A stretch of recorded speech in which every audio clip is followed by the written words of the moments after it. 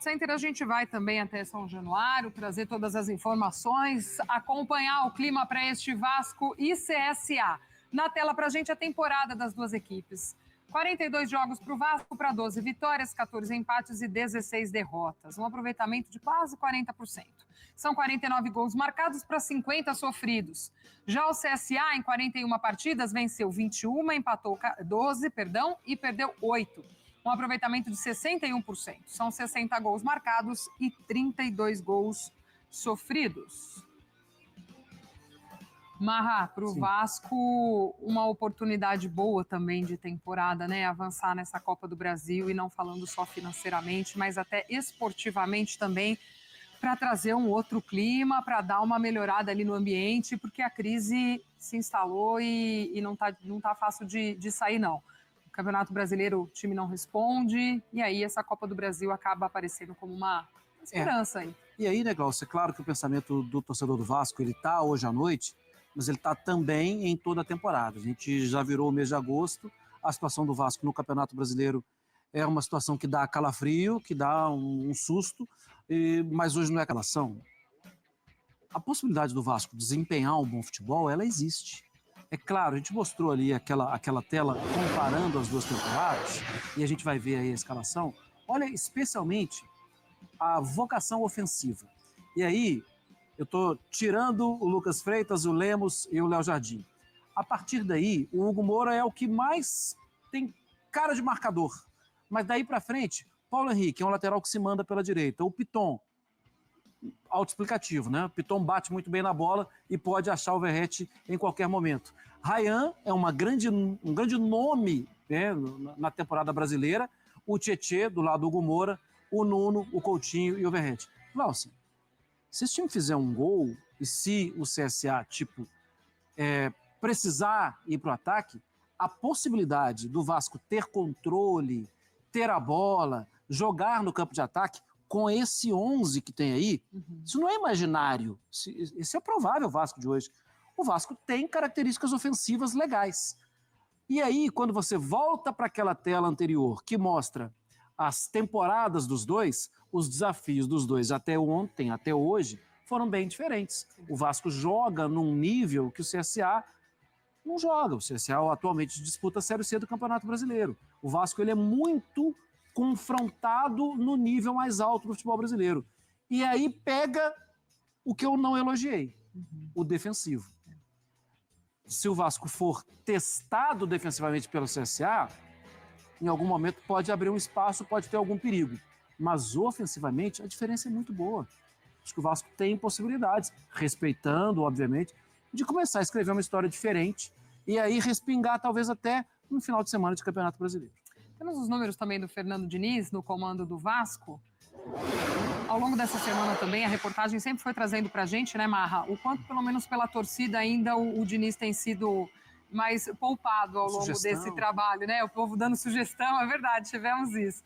Ó, são 14 jogos até então, 3 vitórias, 5 empates e 6 derrotas, um aproveitamento de 33,3%, para 16 gols marcados e 19 sofridos. Não venceu nenhum dos 7 jogos após o Mundial.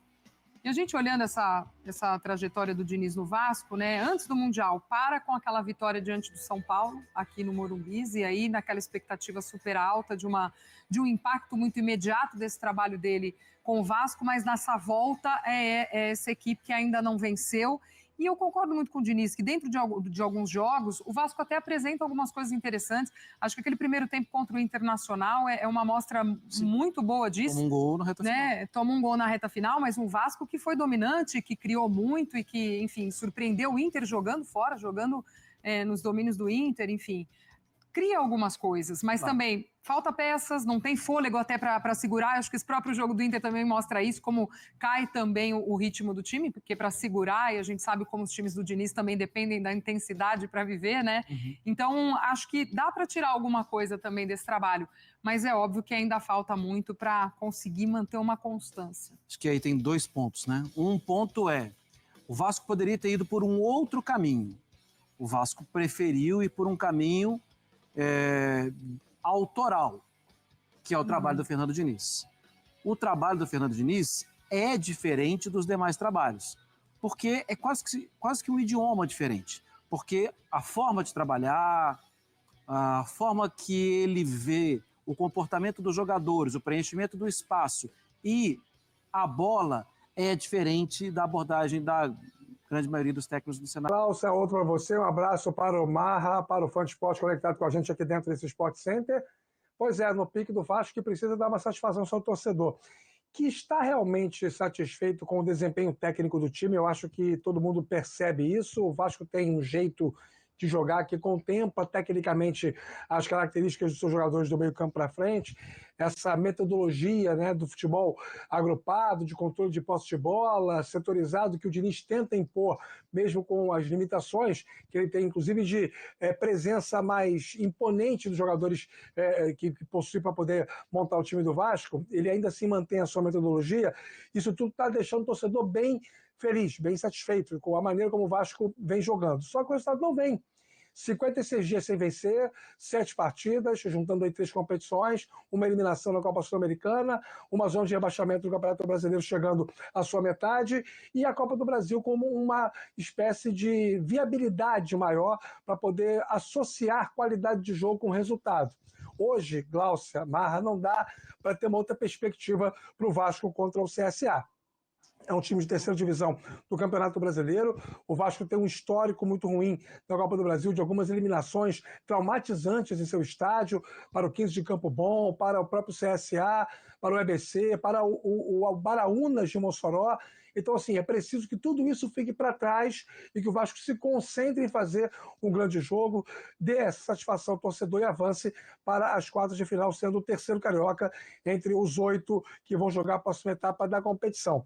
Já era para ter vencido o jogo lá em Maceió, com muito mais controle, muito mais finalizações, muito mais qualidade. Não venceu. Hoje não há nada que justifique um possível insucesso, Glaucia. Vasco. Olha os números dele desde a reestreia no clube: 47 jogos, 38 como titular, 62,9 minutos por jogo, 8 gols e 4 assistências. E, Rafa, a gente já falou muito também como passa pelo Coutinho esse bom jogo do Vasco, né? Como ele e o Nuno ali articulam e trabalham bem, um potencializando também ao outro. Que saudade, mano. Que saudade desse momento. Senhoras e senhores, noites de quarta-feira é com o Flamengo. Sempre muita felicidade, galo no jantar, entendeu? E ó, é hora de dar tchau. Tem uma coisa que eu aprendi com o Felipe Maestro, Vanessa. Sabe o que é? Tchau. Quem ganha a vida com a boca é cantor. Gente do céu! Toma! O time brigando pelo título do Campeonato Nacional. Agora de falar sobre o Vasco da Gama, para contar que, além de Andrés Gomes, atacante colombiano que está contratado, Cruz Maltina espera anunciar nos próximos dias a chegada de um zagueiro. Bora falar primeiro sobre o Andrés Gomes. Acordo com o Rennes está fechado e o atleta é esperado ainda nessa semana para a realização de exames médicos e assinatura do contrato de uma temporada por empréstimo com obrigação de compra em caso de metas batidas. O negócio pode chegar até 7,5 milhões de euros, uma das contratações mais caras da história do Cruz Maltino. Em relação ao zagueiro, existe uma busca incessante e a expectativa é de que um zagueiro de bom nome seja contratado muito em breve. Recentemente, o Vasco conversou com Nino, Yerry Mina e também Samir, e não houve acordo com nenhum dos três. Um nome de peso e que está desempregado é o de Rafael Toloi, que já jogou no Goiás, no São Paulo e estava há 10 temporadas no futebol italiano, defendendo o Atalanta, chegou a se naturalizar italiano para jogar pela seleção. Me parece um bom nome. Então, portanto, galera, você conseguiu para esse momento todas as palavras da galera, também do SBT, o Pedrosa zoando bastante a equipe do Flamengo, que foi eliminada pelo Atlético Mineiro na Arena MRV. Vamos lá, agora detalhar para vocês sobre a situação envolvendo o novo reforço do Vasco da Gama, Andrés Gomes. Carlos Andrés Gomes, jogador com passagem pelo Real Salt Lake, também pelo Milionários da Colômbia e que estava no Rennes da França. Jogador colombiano, 22 anos de idade, atua na ponta direita com a perna direita.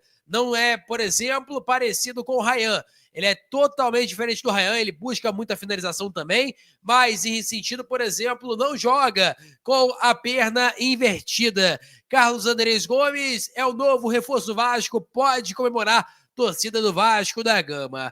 O Lucas Pedrosa atualizou sobre as informações envolvendo essa negociação. Vamos lá, são vários tópicos. O acordo é verbal, ainda falta assinar, mas será de empréstimo até a Copa do Mundo de 2026. E caso bata as metas, obrigação de compra. Galera, peço até desculpa, eu tô com a voz muito ruim, então tô indo aqui realmente na pura raça esse vídeo para vocês. O Vasco pagará um valor inferior a 1 milhão de euros, o euro tá mais ou menos o quê? 6,40, 6,30? Então é menos aí de 6 milhões de reais, deve ser mais ou menos ali uns 4, 5 milhões de reais aproximadamente, por empréstimo, né, pelo empréstimo até a época da Copa do Mundo, e também vai ser de maneira parcelada. A obrigação de compra será em torno de 4 a 5 milhões de euros por 60% dos direitos econômicos do atacante colombiano. As metas são controláveis, ou seja, caso ele não renda o esperado, o Vasco se protege e evita a ativação da obrigação de compra. O Cruz Maltino teve a disputa não só do Corinthians, mas também do Cruzeiro, que tinha interesse no atleta. Eu peço a você que deixe o like, é muito importante para o nosso canal. Acione o sininho de notificação para não perder nenhum conteúdo. E também coloque nos comentários a sua opinião sobre Andrés Gomes, novo reforço do Vasco da Gama. Se inscreva no canal, deixa o like, acione o sininho. Valeu, tamo junto! E é nóis! Fui!